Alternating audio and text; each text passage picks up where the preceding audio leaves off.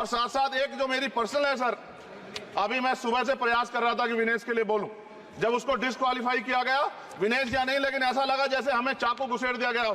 मेरे आज भी याद है उस प्रोटेस्ट में मैंने रातें काटी हैं और 4-4 गोली खाई मैंने। ये देश की अस्मिता से जुड़ा मामला था, पर हमने हमारी मांग ये थी कि सरकार स्टैंड क्लियर कर दे, तब भी सुनवाई नहीं की गई। जब मंत्री बोलने आए तो हमने उनसे कहा कि हमें कुछ इंफॉर्मेशन चाहिए, उस पर बात नहीं हुई।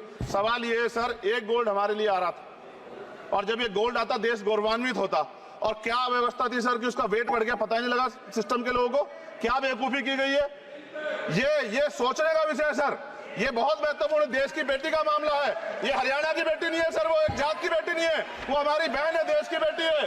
और आपने क्या किया हरियाणा के साथ? आपने हरियाणा का बजट कम किया, जबकि सबसे ज्यादा मेडल हरियाणा लेके आता है। ये गलत है सर, ये धोखा है। हमें इस बात की तकलीफ है कि विनेश जो है इस देश का नाम गौरवान्वित करती, इस देश का नाम बढ़ाती, लेकिन आज जो है अपमान का सामना करना पड़ रहा है। जब हमारे हितों की बात होगी हम जो है समझौता कर सकते हैं, लेकिन जब देश के हितों की बात होगी, बाबा साहब अम्बेडकर ने कहा था हम प्रथम और अंत्य भारतीय हैं। जब देश हितों की बात होगी, महिला हितों की बात होगी, महिला सम्मान की बात होगी, हर हम कीमत चुका देंगे। सरकार के मंत्री ने क्या कहा कि हमने इतने पैसे दिए, एहसान किया क्या?